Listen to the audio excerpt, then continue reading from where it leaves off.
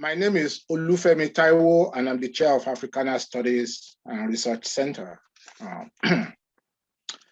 I would like to welcome you all to this celebration of one of the most important thinkers of our time, one whose fierce commitment to humanism that knows no boundaries, anchored by her racial inheritance, and whose legacy speaks to the possibility and, more important, desirability of a better world than we have at present, Toni Morrison.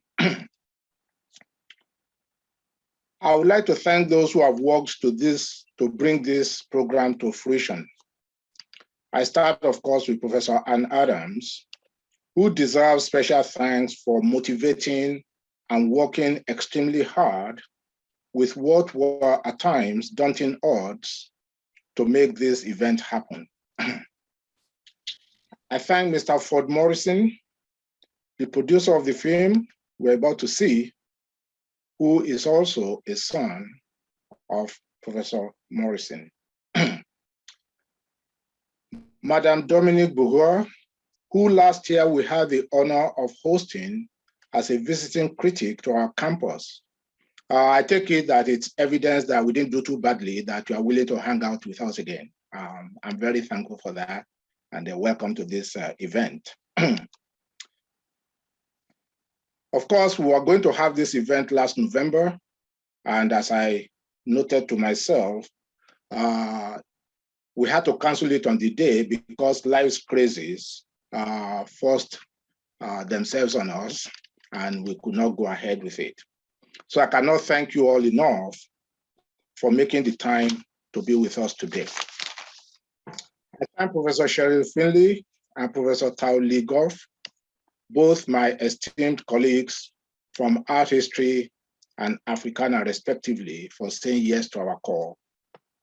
And of course, Professor Andre Ase Lumumba, our indefatigable programming committee chair, and our fellow member of the committee, Professor Richard Richardson, both deserve gratitude for being generous with their time and their expertise.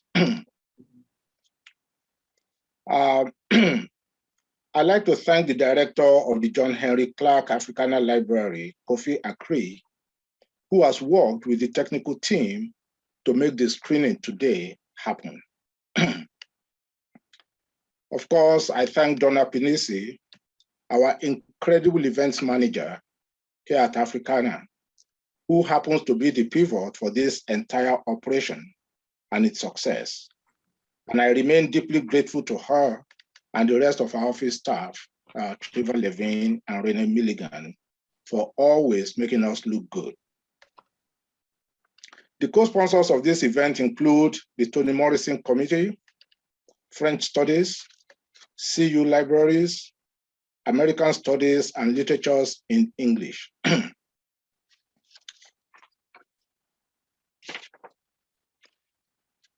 I've been told by the Toni Morrison Committee to share with you that the plan is to make observations like this a regular part of Cornell's intellectual activity in the form of an annual commemoration of Toni Morrison's birthday.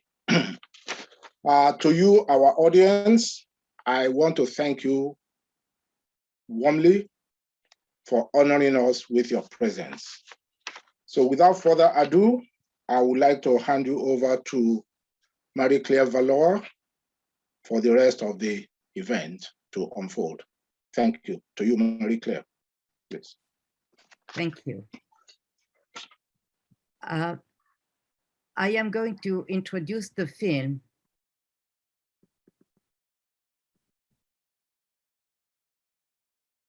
We are honored and delighted to celebrate with you the birthday of Nobel Prize laureate Toni Morrison with a screening of The Foreigner's Home, a full-length film released in 2017.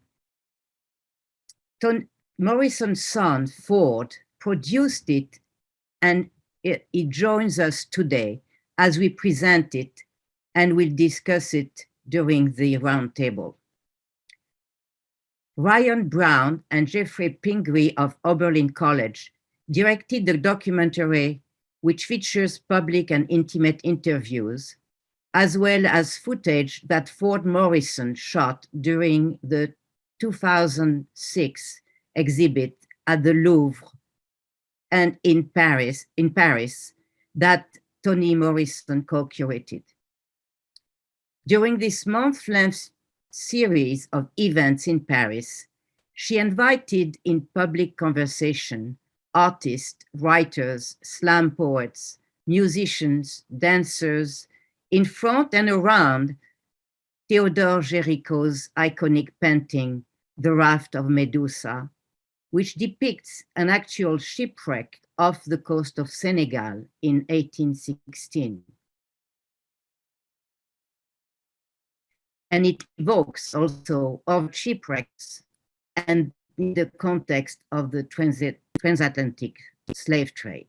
The question asked in the film are, who is the foreigner? Am I the foreigner in my own home? Who decides? Those questions, of course, are the ones Toni Morrison has entertained in her whole work. The magical and haunting film expands this discussion by integrating exclusive footage of the Nobel Prize laureate in the filming of the sit-down also dialogue in 2015 with fellow writer Edwidge Danticat. The dialogue is also illustrated with extensive archival film footage, music, and still images to present a series of candid and incisive exchanges about race, identity, foreignness, and art's redemptive power.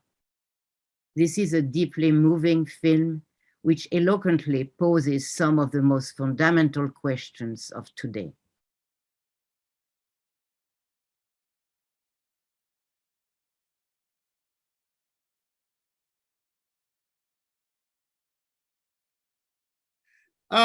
This film, I'm Ann Adams, by the way. This film presents some aspects of Toni Morrison's work as an artist that many of her literary fans are not familiar with. Yet all of the thoughts, the ideas, the perspectives, the philosophies from the film are familiar to us from her written works in some form or another. Seeing the film is one thing, but the opportunity to hear from individuals who were involved with the project or are involved with the greater project of African Americans in arts curating enables us to enhances our appreciation of the film all the more. So I'm going to introduce our speakers. Cheryl, I hope you're gonna, there you are, hi. I will introduce first of all our two speakers who were connected with this production. And after they each have spoken, I will introduce our colleagues who will engage them in conversation. Toni Morrison studied at the University of California at Berkeley and the Architectural Association in London.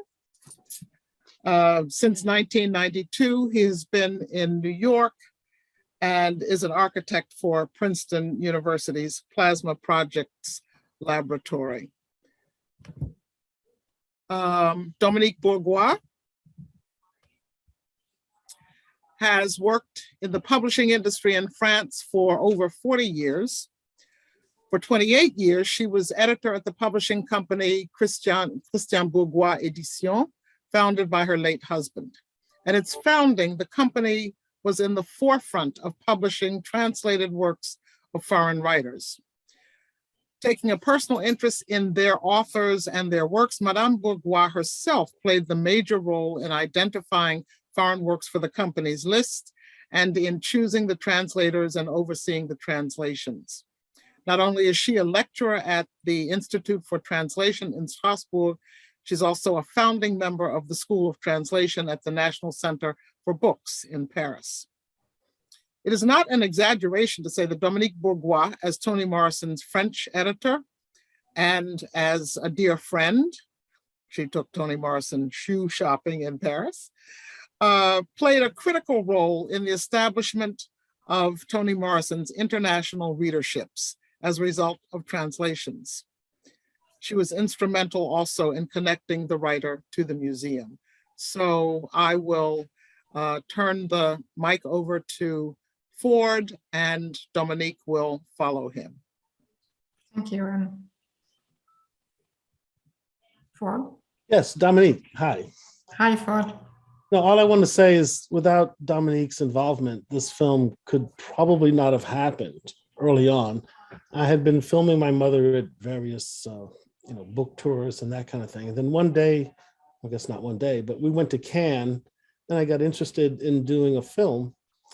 And after that, I spoke to Dominique and I was always continued to, film my mother at her events. And when she did the event at the Louvre, I thought this was an important event. So I filmed it from beginning to end, and I had an idea about making the film. The film was to be a teaching tool, not just a tool to teach how to make film, but as the film itself, it should be a teaching tool for the students to make it. So at Oberlin, which is where I was collaborating with, that's what we decided to do. So without Dominique, this film probably would not have happened. And I want to thank you very much. Thank you, Ford. Thank you. Well, I'm glad you edited this film, and I'm glad it exists. And again, we both thank Jonathan Demi, who was a friend of yours, a friend of mine. And he was instrumental more than I was. I was moved again tonight to see the film and to see the footage and to see Professor Morrison. And once again, I know why I miss her in my life. But what I want to add to the film, because it's important, it's a legacy of what Madame Morrison did when she was at the Louvre. I mean, Monsieur Laureate, who was the then director du Louvre, said that the museum could reach to society. What Toni Morrison did was she made the Louvre reach to diversity. And I have some figure here that I want to give because they are really telling.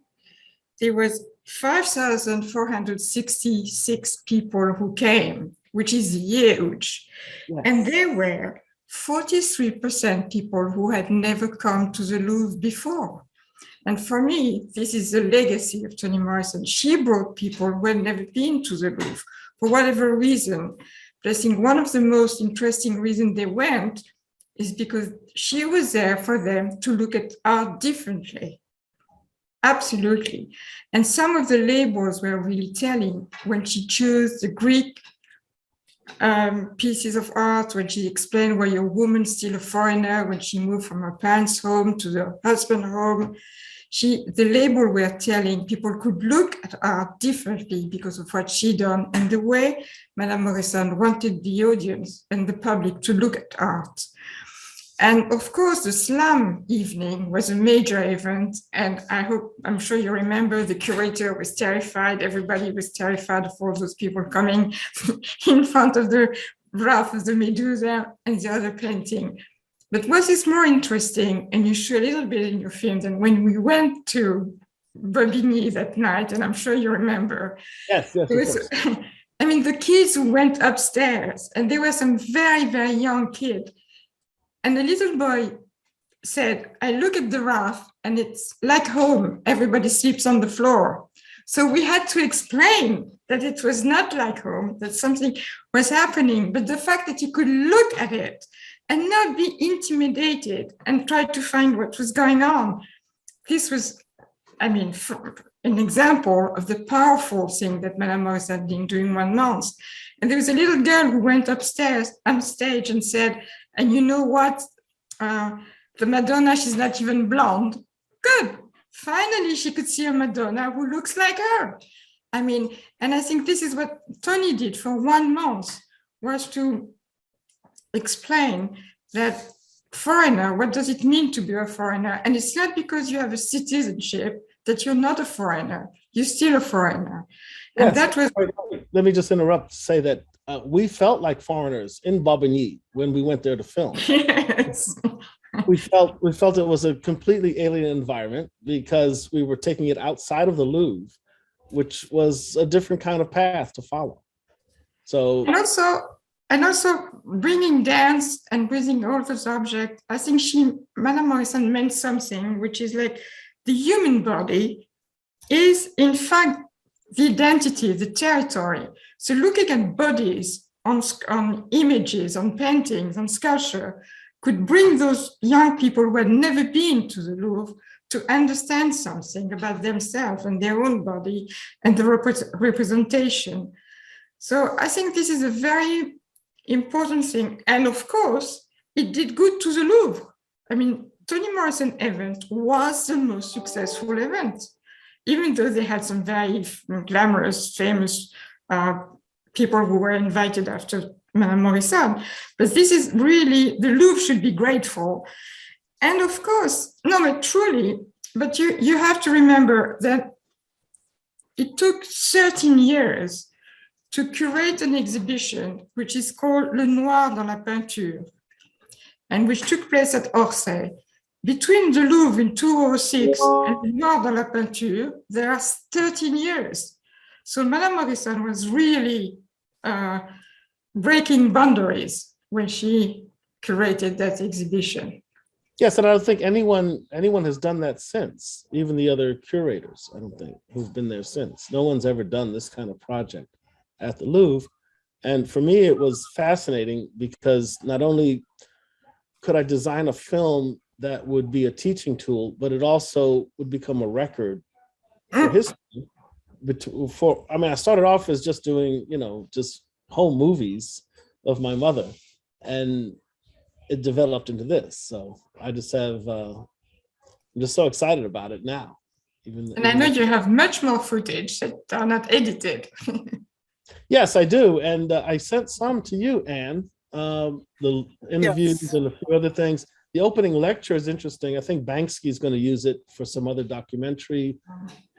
There's a few other projects going on right now with that footage. So it's become quite valuable. And this event add to the body of work of literature is completely different, I think, and it goes with it. And I remember very well talking with Toni Morrison when I was in Paris watching the Katrina event. And I remember calling her and saying, what are we looking at? And for all those years, we share those emotions in those events. And at the Louvre, she could bring all those things together. And that was, for me, the most important impact, or what is left of that moment at the Louvre. Yes, the film is quite a layered project. I didn't know how to decide if I should stack things up or if I should layer each thing over each other. So the choice of music, and I think you've all seen the original trailer that I sent to Jonathan Demme, which was my idea of, or my way of, trying to get funding for the film early on. But it was such a different kind of event. So if I can combine this event with all the other stuff my mother has done in her life, this really stands out. Absolutely. And what do you were not there, so what did you feel at the film? What's your... Well, I'm going to move that question over to our two panel discussants, and I'm also going to ask all of the colleagues whose boxes are on the screen to turn on your videos so that we see you as well as your name, and it will give us a sense of more of a conversation. So I hope that my colleagues who are there will open their videos or turn on their videos.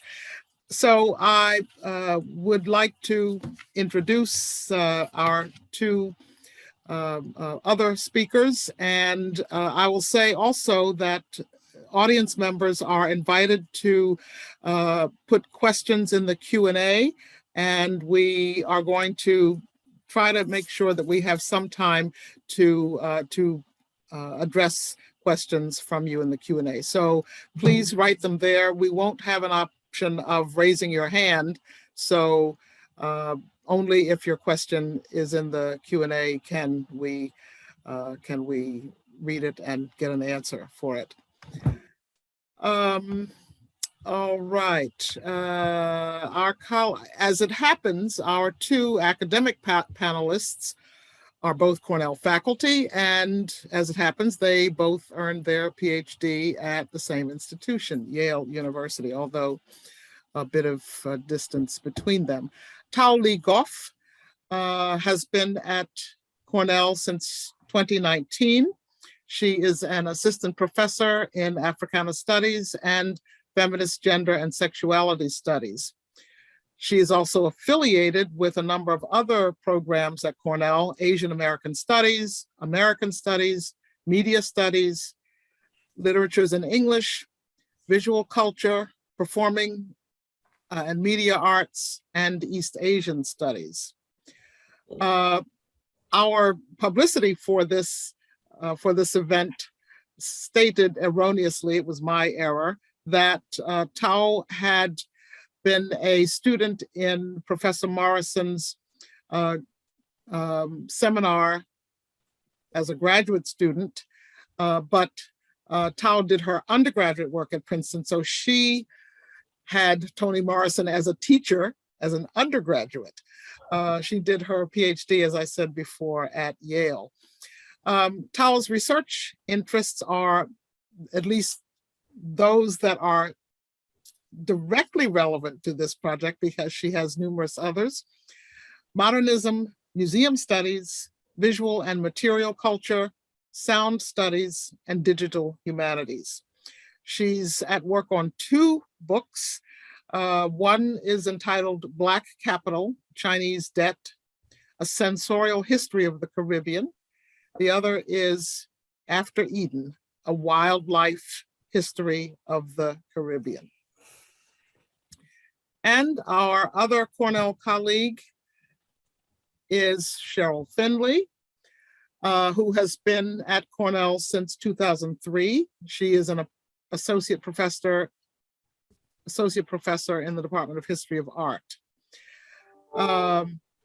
She is now on leave from Cornell, has been on leave since 2019, as the inaugural director of the Atlanta University Center Art History and Curatorial Studies Collective, and she is distinguished visiting professor in the Department of Art and Visual Culture at Spelman College. Committed to engaging strategic partners to transform the art and culture industry, she leads an innovative undergraduate program at the world's largest historically Black college and university consortium in preparing the next generation of African-American museum and visual arts professionals. A curator and contemporary art critic, Dr. Finley is also an award-winning author noted for her book, Committed to Memory, The Art of the Slave Ship Icon, from Princeton University Press. And there are many other accolades one could give about both of these colleagues, but we are anxious to hear them speak with Ford and Dominique. So whichever of you would like to go, please do so. Yes, please. Thank you for the warm introductions. It's just such a joyous day to think about the fact that it's Toni Morrison's birthday, also Audre Lorde's birthday, and I feel like the stars aligned in a very special way. So thank you to Dr. Adams for the invitation to gather here and celebrate. I have so many questions, and I know we're going to be taking some from the audience. And I'm just really honored to be here with Dr. Finley as well, so that we can really engage in this film. And it's wonderful to know that it was imagined as a teaching tool, because I teach it in every single class that I teach and have over the past few years to really encourage students to dream. So I guess I could just launch into my first question, which really relates to Ford, knowing your role in production, but also that this is the story of your mother. I read an article or an interview where you said, feet on the ground, eyes on the stars. And that was in the Jamaica Observer. So I feel like there's so much about Black diasporic dreaming in this film. And in minute 50, Toni Morrison says, we are dreaming all wrong. Art is otherwise all that is left, able to lift the grime and glitter caked under eyelids and halt thereby our crippling dreaming. Truth is otherwise. So if I may, I would just love to hear more about the sort of dreaming and the way that you dream based on both of your parents. And I really do think of,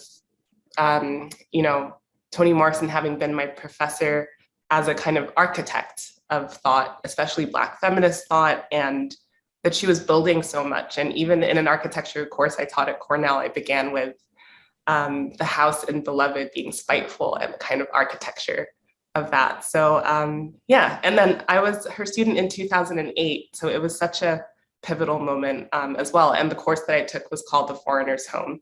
So there's just a lot here that, I would love to hear you say more about dreaming. Well, it's not so much about dreaming. When I was asked that question that you just spoke about, I was at my father's funeral in Jamaica. So I just didn't have much to say, but at the time I was, just thinking about philosophy or whatever. In terms of architecture, you said the right word. So you got my interest really quickly when you said the word architecture. Yeah, the idea of spiteful architecture is something they teach in a lot of schools today. You want architecture that is corrupt, that is mean, that is, can cut children when they walk past it. So that's the kind of thing that my mother tried to reach with her writing. She tried to make a real impact in that way. What did you say? Yeah, there's not so much history as I'm just trying to document what existed. So the arc of history exists, but I wanted to break it up in terms of music and culture, and so that people could understand it in a way so that they could make perhaps another film that was based on something like this. And with the migration of people now, we have seen so much based on wars and a number of other conflicts that it's important to understand what our response should be in this context. Thank you. Yeah, I feel there's so much in terms of playing in the dark to think of one of her titles as well in terms of the building. But yeah, I'd love to hear, I'm sure my colleague has many questions as well, and then I have others. But... Oh, sure. Thank you. Thank you. Thank you so much, Tao, and just everyone. Anne, it's really great to see you all. I just got a text from Kofi in the Africana Library, and I'm just really happy to know there's so many of you here in the Zoom, and it's great to be here. I really want to commend you, Ford, on this film. And Dominique, I really appreciate your opening remarks as well. So Ford, and you may not remember this at all, because I think I was a graduate student, but the first time I met you was at, and I hope I'm not getting this wrong, at the very first Critical Resistance conference at UC Berkeley. Oh my God, yes, of course. Yeah, and you gave this amazing paper, and that yes. was, you remember that? Oh wow. Yes. And so it was no, but it really touched me. So it was on prison architecture, and yes, absolutely. I looked at Foucault and crime and punishment and all that stuff. Yeah. Yeah, and so it's something that actually has, just in terms of my own work on the schematic print of the slave ship, which you also show in the film. Yeah. It was really illuminating at that time. And I think one of the questions I would have, about the film, but also about your practice is like, how do you, I think you've been gearing up to do a film like all along. It seems to me that it's been something that's been in your mind as part of your practice, part of the way you've been documenting, and even the way that when we look at the really beautiful way that it's so multi-layered, there's a way in which, Morrison's exhibition, right, in itself is one that breaks a mold and does something to not just a staid, museum that's probably the most well-known art museum in the world, but to a painting, a history painting, a romantic, let's not really call it, but history painting, right? And how she brings in these voices to really disrupt that space. It's one that an action, I think, that's something that if we look at the moment that we're living in today, I would love to see something like that happen more and more, because museums are at a crisis point right now. Not to say that they weren't then either, but that, as you said, Dominique, so many people, I think I got the number wrong, but it's 5,466, but maybe there's like another couple of zeros after that. But the number of people who came, to this event, and how it wasn't just, in conversation with this historic painting, but also with so many people who were, really, going through so much pain, right? I mean, thinking about the protests that have been taking place, the loss of life, the loss of, citizenship, this, status that's being thrown at people who are, clearly should be in Paris and other parts of France and its surroundings. So I feel like I'm just saying a lot of things and not really asking a question, but I think the question is maybe for you, Ford, around, how you envision your practice as a filmmaker, as an educator, as an architect, and with that experience, what led you to, because one of the things that makes it so rich are all the different clips, right? I mean, I didn't really expect to see Charles Burnett in there, but it works, right? Okay, just let me interrupt. So I wish you had told me all of this, back when we had first met, because I would have a more direct path forward. But my day job, I'm an architect, but I work at a plasma physics lab. So we develop fusion energy. Oh, wow. We recreate what happens inside the sun for energy. If you can imagine a jelly donut, the plasma is the jelly, and we hold it together with magnets. We have a couple of projects. One we're doing domestically, another one is in the south of France in Caradache, and it's a proof of principle to provide, free energy for mankind. So, but in terms of my practice, I always saw my practice in a kind of a different way. I mean, I just wanted a good education, and I hope that I could make a difference, whether it was through whatever medium, if it was film, writing, architecture, whatever. But you're right to say that I've been, hankering for this kind of film for quite some time now. And I think you're right to say that, I'm currently working on 2 other films right now. One is an HBO adaptation of Sula. It's about 7 hours or so, because it's a very complicated book. Mm-hmm. And there's it's my attempt to film my mother was, of course, not to try and talk about her work, her writing.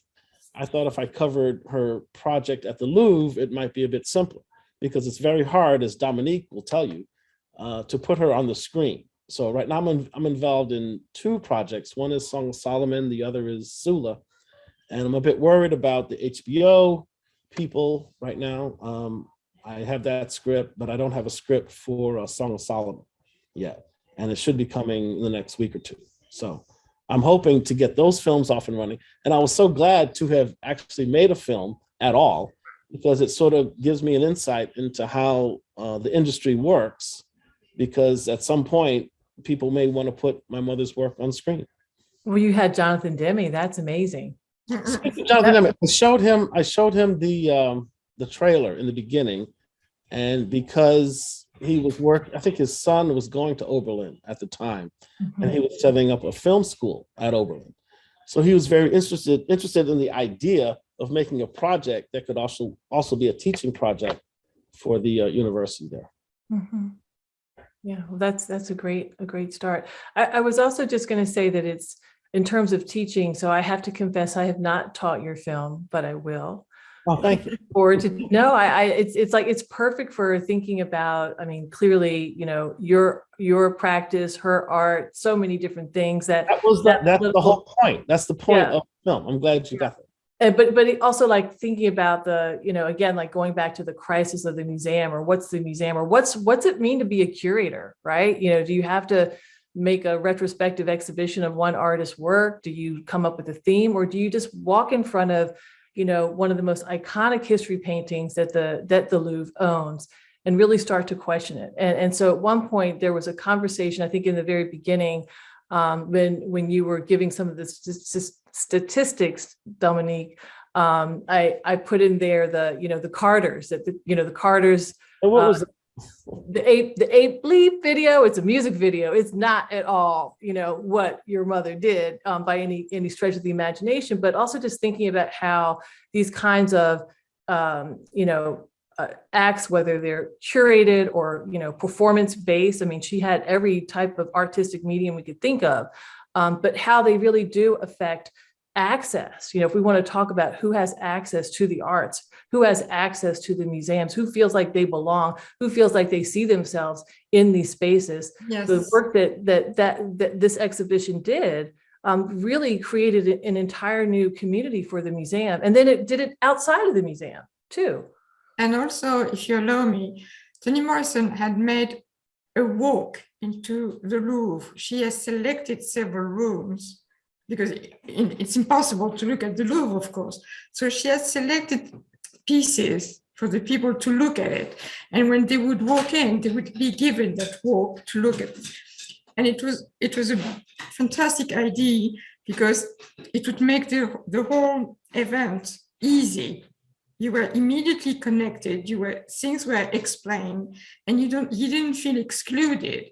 It was not an exclusion; it was an inclusion piece of teaching, I think. And this is what I really appreciated at the moment, because we could see the people coming in and being very careful at looking at the labels and understanding in a different way than if you're a child or if you're a student and you go with your school, most of your time you're bored because you're there because you have to. But that was completely different. They came because they were interested and it was new. And the fact that we had classes, we had lots of classes, every classes came 2 or 3 times. I think this is really telling and it's wonderful. I think, Dominique, you published a book shortly after. Yeah, we published a book. We published a book with the text and some of everything. Yes. Yes, but when I got the figures from the Louvre, I was mesmerized by the fact that some classes came 3 times. I mean, wonderful. Yes. I didn't know that. No, that's quite good. I will give you the figures next time we meet. Yeah, please do. I will. And I took her class, The Foreigner's Home, in 2008. So I guess it's 2 years after the exhibition. And yeah, I think I just remember her talking about what it was like to bring these West African rappers into the Louvre and how it was disturbing the peace. And another memory, and this is a question maybe for Dominique, she told us about how difficult it was to get paid in France and to set up a bank account, and that it was so satisfying when she was finally able to do it. So I feel like there's a kind of underlying question that I have about Toni Morrison's relationship to France. She had her I don't think. and There's a big audience in France, I think.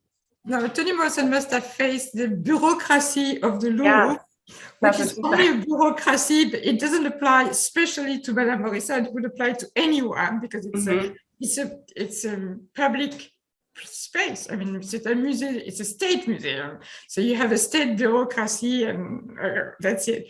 No, what's more interesting is that there were some difficulties to get a team, and there was a fantastic team of curators who curated that program, and to have the higher people like the president and that be secure because they didn't know what was going on. They had no idea. They had to trust their team. They had to trust the curator, and they had to trust Madame Morrison, Nobel Prize. But suddenly they found themselves. Even with all that trust, though, they were quite afraid of what would yes, happen. They were afraid. They were going to destroy the Mona Lisa. There were too many people. No, armed guards. They wanted police, everything. No, but listen, they were so such a good response, because art is powerful, but it brings a response by an armed state. I thought this is some powerful stuff going on, right? No, but it was, I remember there was those huge banner. Do you remember? There was this huge banner at the entrance of the Louvre, which were fantastic. And you see all the people taking pictures themselves with the banners. It had never happened before. So they felt at home, in fact. That was that's the point. The foreigners' home, finally they were at home in a place which they had no idea they could feel at home. And I'm sure we all agree. We've been there for every event, so we can, I'm sure you agree with me. And the audience, the people who watch the film tonight, got that moment of being home. What do you think? That's right. I could come in here in the interest or on behalf of a person who has submitted a couple of questions. One who sends her greetings to Ford and to Dominique. It's from Janice Mays. Janice. Oh, yes. Janice is sorry that she could not have been with you on the panel, but she had some very conflicting personal matters. However, she's with us, and so on the issue that you were most recently speaking about, the particular audience, Janice says, yes, and when immigrant children, the majority African French, Noir, citizens, foreigners, the heavy police presence outside the Louvre was heavy. It did not go unnoticed. That too is part of Morrison's stay at the Louvre. We can't turn our eyes away. Please comment, both Mr. Morrison and Madame Bourgois. No, I'd like to hear. Go ahead, Dominique. Sorry. No, honestly, Ford, you might be right, but I have completely deleted the memory of the police. Are you sure? Well, that's because you're French and you're white. No, so it's okay. I remember more. Vividly. No, Ford, I remember more how the curator were stressed, the anxiety they had in front, each of them, of their painting, being completely scared of those unruly, kids coming out and starting to sing or to do poems. They didn't know what to do. That for me was much more interesting than the police outside, which I think that's right. And that's what art is about. Art is about the unruly, the uncomfortable. And the way that those curators thought that those belonged to them was, I'm sure you remember, that was really a moment, because that evening was really, I'm sorry you didn't take picture of any of them who were like this, in front. You haven't seen my B-roll. I have plenty of pictures. Okay. So Janice, no, don't do too much. I don't think there was that policy. No, but I thought, the idea of this whole exhibit was quite long. And for me, it was very grueling because I had my wife and kids. They wanted to go on vacation in Paris while I'm trying to set up this whole film thing. So it was pretty complicated, the whole thing from beginning to end. I just hope that, with the footage and how long it took to actually come to fruition, I just hoped it would be a kind of a teaching tool that would last and would explain a lot of what's going on right now with the politics in my country here. Mm-hmm. So another question that Janice asks of Ford particularly, she says, thank you, Mr. Morrison. You have produced a stunningly beautiful film or work of art. We know you're an architect. That's your day job. My question is, and this has been addressed somewhat earlier by Tao, I think. Has your architect self informed your film producer self with respect to the foreigner's home? Yes, she asked me that question earlier, so I actually wrote her an answer, but I'll give you the same answer now, which is to say architecture informed, well, design, how I inform my design is based on a lot on politics. So how politics intersect, or the intersectionality between politics and architecture is really what I try to look at most of all, okay? And in terms of my upbringing in architecture was a nice modernist upbringing, I guess, or postmodernist, but then they started to get into deconstruction and Derrida and all that, and those was kind of a flash in the pan. What really lasts in my mind is the idea of what are we going to do next? I mean, how do we define ourselves now? And do we need some nomenclature for a movement, or do we just go forward and our response wouldn't be any different with the task before us now? Okay, back over to the panelists. If you have other questions or comments, I just wanted to get those in because they were immediately relevant to the topic at hand. Tao or Cheryl, any further questions or comments from either of you? Sure, I guess I would love to hear about Edwidge Danticat's role within the film, because I do remember her joining the seminar table in 2008, and it was such a momentous time. But there's so many themes that I see from her writing in the New Yorker about Black bodies and migration, and it feels prophetic. So would you be able to say more about the invitation that Toni Morrison gave to Edwidge Danticat and others to collaboratively curate? Yes, well, she was quite instrumental because she knows the work and she knows a bit about film, and she was quite open to the idea from the very beginning. I think she and Jonathan did a book after that, so they seem to get along on that point. But her involvement was really, it came along about 5 or 6 years after I started the film, because we needed someone to sort of interview my mother and explain things so that people could understand the context in which the Louvre, the exhibit. Dominique, did you just have something to say? No. Oh, okay. I just saw your picture. I think Janice is asking a question about translating the title, Anne.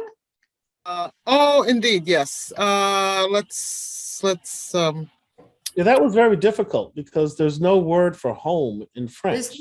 There's no one word in French. There's no one word for home because the French are at home wherever they go. No, it's not right. No. And that was an issue with the novel entitled Home also, because I read an interview that she had with journalists saying it might be difficult to translate that title, and so Dominique and her collaborators decided to leave it in English. But Janice's question is with regard to the title The Foreigner's Home. She says, she asked if there were a discussion between Toni Morrison and our then translator, who died after that, and Vic, who had been brilliant. There was a discussion. There were often discussions with Madame Morrison about words or title or sentences. We needed explanation, or we would be careful not to make a mistake. Étranger chez soi is interesting because it could also mean étranger in your own body.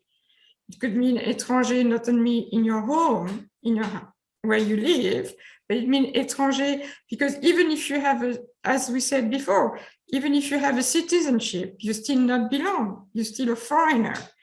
So I think Anne was right to choose chez soi because chez soi is wide enough, because chez soi mean the city, the town, the country. It's home, and malheureusement we don't have one word for home. So I think it's perfectly right. I wasn't very sure about it because I don't speak French. My wife and daughters do, but I think. And what about Dominique? What about l'étranger, the translation for l'étranger as foreigner or stranger or other possibilities. What about that? No, because the English title is Foreigner's Home, so we couldn't drop home. Right? No. I wasn't asking about the home. I was asking about l'étranger, that part. Whether foreigner or stranger or that's what I meant. Yeah. No, étranger chez soi is better than l'étranger because l'étranger could be anybody. Étranger chez soi means oneself. And the whole point was to connect oneself to the art. So I thought that was quite brilliant to have étranger chez soi instead of l'étranger or un étranger. Or, And I have the syllabus for the class. I happened to save it like a good student from back then.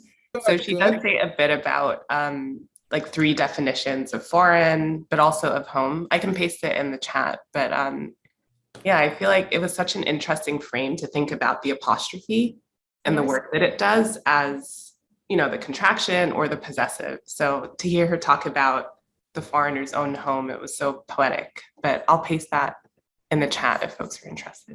That's a good idea. I'm sure there would be interest there. Yeah, right. Well, we're just about out of time. If there is any more question from any of our panelists, I would, then I want to thank all of you, Ford and Dominique, Ford for the film and Dominique for everything else there, for being Toni Morrison's editor and friend and so forth, and to Tao and Cheryl also, because you did exactly what we needed to have done, and for me this discussion enhances not only an understanding of the film, but more important, another understanding of Toni Morrison's mind.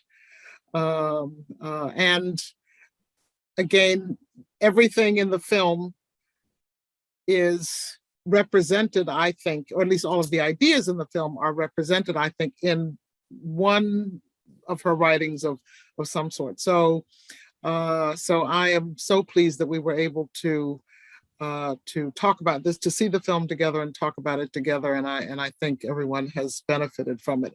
So I will. Yes. Could I ask one last question? Maybe? Sure. Absolutely, Cheryl. Sure. I know I'm the one who said I have a hard stop at 5, but anyway. Yeah, so then I just wanted to know, if you don't mind me asking, because when I think about, like teaching this film, when the Pieces That I Am came out, I want to say that was pre-COVID, right? Mm-hmm. It was pre-COVID because we had a panel discussion about it at Spelman. It was just before she died. The Pieces I Am, that was just before she passed away. Yeah. Mm-hmm. Can I just say that The Pieces I Am is a more gossipy film about office. Wait, more gossipy about what? It's a gossip film about office gossip and what happened when I was a kid. But my film actually looks at the way she does her work. And it's a much better film. And I don't know that, just in terms of the international reach of my film, The Pieces I Am doesn't really look at her international audience, which is, I'm doing, 300 languages and 13 novels. Right. And I wasn't really trying to propose a comparison, because that wouldn't be, that's kind of rude when I'm here with the lovely audience with you. But I think that what I was starting to think about was I had in a class that I teach called Art as Social Justice, where I will show your film if I can, if we have it on Canopy at Spelman. I'll show it sometime later this semester, but we had Catherine Gund, who did the film about her mother, Agnes Gund. And I was just thinking about this moment. And it's not a moment, it's maybe a period of, let's call it 3 to 5 years, but where there have been a significant, or maybe a significant handful of films that have come out like your own, that, really look at key figures in African-American and African diaspora art and culture through really exciting and kaleidoscopic lenses. And to me, it signals something even more. I mean, clearly it's about the figure that your mother was and how she has shaped so many of us. But it's almost like there's something more about this particular moment that enables so many of us as teachers or as students to learn from the work that you created. Yes, I don't mean to interrupt, but that was the point. In the beginning, I tried for several years to not have my mother in the film at all. Okay? And the problem was that we couldn't get the funding because her name wasn't in it. So it took some years to really get back or to get what we have now. But your idea was the original idea. So just so you know. Okay. Thank you. It was great. Thank you. Yeah. Thank you. Oh, one more chance if any of our other colleagues, Riche or Femi or Andrea, if you have any, or Marie-Claire, you have a question to ask of Dominique or Ford. Yes, Marie-Claire, please. Yes. Okay. Hi. Let's turn on your microphone. Unmute yourself. I want to thank you, Anne, and Ford and Dominique and all the panel for organizing and accepting to participate in this event. I've been wanting to really see this film with the public for a long, long time, and I'm using it in class. And I really love the fact that it expands the viewing to so many different diverse populations interest. You have done a wonderful pedagogical film, and it's really, I just wish it could be known more, and that's what we have to do. We have to do more showing of this kind so that this would happen. And thanks again. Oh, you're welcome. Thank you. Thank you for proposing that we show it, Marie. Yeah, I'm so happy it could finally happen. So anyone else have a question or comment before? I have a comment. Yes, Yes, please. Oh, Yes, Andrea. oh, okay. No, I just want to share. I couldn't stop smiling, laughing even. I had to control myself, imagining all the description of what happened at the Louvre. Because I remember my children's comment. They were little when I was a resident fellow at the International Institute for Educational Planning in Paris. And I made sure we visited the Louvre. It's such a contrast with what was happening with this crowd. And so I just wanted to share that. So I will look at the Louvre differently next time I visit, thinking of all this. So it's just a comment.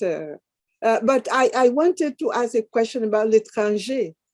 This translation, the French gender, because l'étranger is l'universel. Yes. But if we want to be specific, does it include l'étrangère aussi? Yes. Yes. Yes. Yes. It can be, you can't add a gender. I think it's universal. I mean, it's clearly, when you look at the book, I can show it to you. Oh, that's if it. you look at the, here you are. If you have the title, there's no doubt, there's no title. I mean, no gender. C'est un mot générique pour étranger. Qui est contesté maintenant. It is contested. Comment? Contesté. When we did l'homme, it is contested, but for l'étranger, it's not possible to. Okay. Thank you for asking anyway. Thank you. Yes. And very quickly, I just want to applaud this remarkable program. It is just so revealing on so many different levels. In 2009, the French embassy brought me to the nation as a cultural envoy.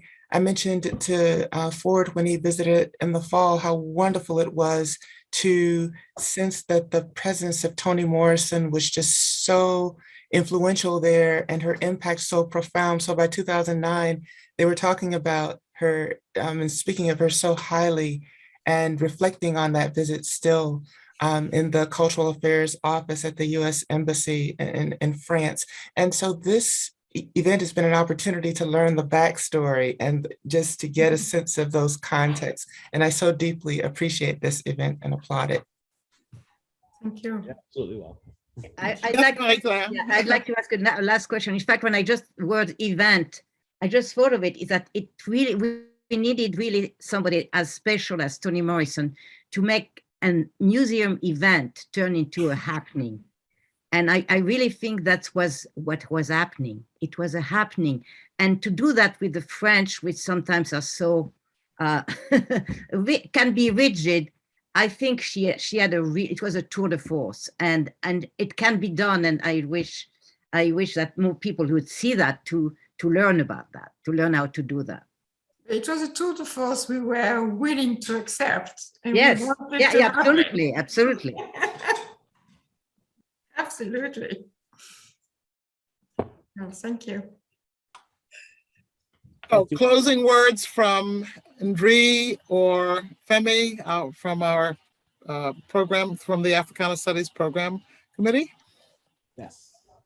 Femi, you want as director of No, this is you now. I said it at the beginning. You know how much I love to hear my voice, right? Okay. Well, this is such a wonderful moment, and it's great when it was announced that it will be an annual event that we'll be looking forward to being part of. So according to an African proverb, when a good person, good in the philosophical sense of beauty and kindness and everything, intelligence, so that's what, there's no proper translation from the African to the English or French. A good person who lives this world, his or her or their name becomes a wealth that is inherited by all. So that's the act of claiming that we also want to be part of this extraordinary person who passed through this world and left this legacy for all of us to feel proud to be associated with. I call her notre illustre sœur, qui est maintenant dans l'univers des vénérables ancêtres, because not everybody who passes is called an ancestor venerable. So my colleague, Anne Adams, you initiated a project here, the easiest letter of recommendation to support the application for the Eddie White House, Eddie White Professor at Large. It was the easiest letter. What can you say? You know, to convince the committee. So I really want to thank you again. Absolutely. The cool and the sharpness and the resolve, it all came to fruition again today. And thank you so much for all you do for us. Oh, you're absolutely welcome. And don't forget, it's Toni Morrison's birthday today. Yes, indeed. Yes. Yeah, that's what it is. Yeah, I think I forgot to even mention. I mean, the most obvious. And no one is eating carrot cake. Ford, have you eaten carrot cake today? No, I have not. And yeah, Ford, I don't know if you have any contact or seen the recent film by Mati Diop? Mati Diop, the Senegalese, French Senegalese, Atlantique. Atlantique. Yeah, Atlantique in French, plural. Mm-hmm. So when you see it also, it brings you to La Méduse. Okay. Because of, yes, all those Africans who drowning across the Atlantic. So I assumed it's a recent, very recent film. So it's all connected to this experience. And Dominique, we missed meeting here on campus when you were here. But ce n'est que chose partie remise. I will Thank find you. I hope to come again. when I come to Paris next time. I'd be glad to. I'd be very glad to have you over. Okay, and Cheryl, you on leave, but we'll find you. I think she's had to already leave. She had left. Okay. She had said that she had a 5 o'clock deadline or shortly after. Same thing with Tao. Tao, your place on the committee is still there, although our chair has enthusiastically and ably stepped in. So I want to thank you all on behalf of the, it's the chair's role to thank you on behalf of the Africana Studies, but he said that he did it. So I'm just repeating what he said. That's but fine. Here I'm thanking you all on behalf of the Africana Studies Planning Committee, which include Professor Richer Richardson, Professor Taoli Goff, who, as I said, when she was on leave, Professor Femi Taiwo, the chair of Africana Studies, decided to step in. So I want to thank you all. And of course, Dana Pinisi, the Africana Studies Graduate Field and Event Coordinator, the remarkable and incredible, the only and one Dana. And the main office, everybody, because there are many other forces behind, but she's the one who brings together everything technically and substantively. So I am not sure if I have,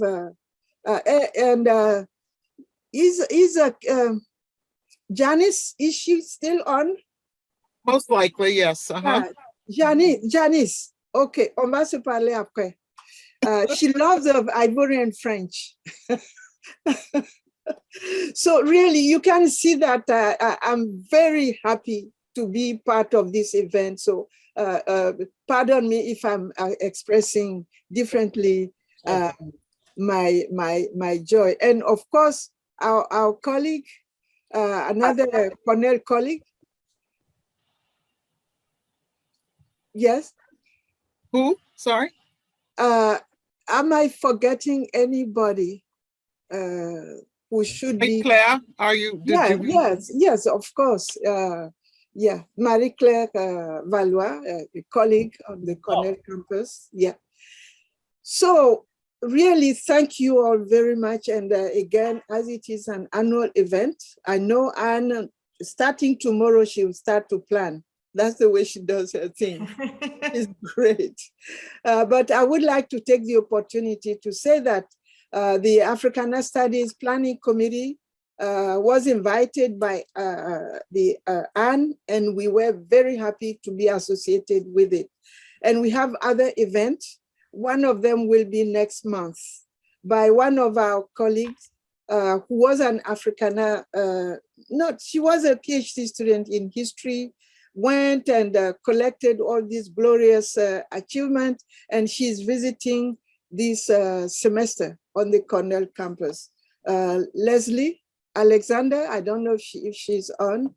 So she will be presenting next month in our colloquium series. And we are planning to have other events, one of them which is a lecture, an annual lecture. The Monday lecture, it may be in April. The point I'm making is check on our website. There are events that will be happening, and it will be nice to reconnect, whether it is virtual or dual mode or face-to-face again, hopefully sometime in the future. So thank you again. I think, Anne, you should say the last word, really, after our appreciation. So Anne, to you.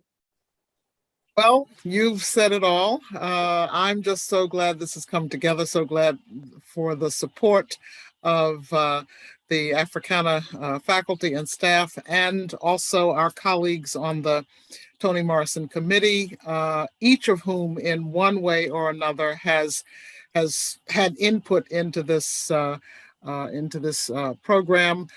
We see Roger Gilbert's name here. He was going to handle Q&A if we had a large number, but anyway, he's been behind the scenes also the whole time. And the Toni Morrison dorm did have a watch party for this program. I don't think there were many people who showed up, but a few did, and I'm glad that we were able to extend the program to them. Oh, and I'm sorry that Cheryl has gone. Also, the fact that that colleagues and students of hers at Spelman or the Atlanta University Center, I'm very glad that we have been able to share this program with that constituency. And so I think we've carried out our mission, and I'm very happy about it. And thank you, everybody, and stay in touch with the Africana Center's newsletter. And yeah, thank you. Goodbye. Finally, really, the global audience, we want to thank you, whether you're in bed or you're waking up in the morning. True. Yes, we really appreciate that you joining and come back again. Yeah. Thank you. Thank you so much. Have a good night. Right. Everybody. Okay. So Donna, yeah, Thank Donna, you, you Anne. can sign us off, I think.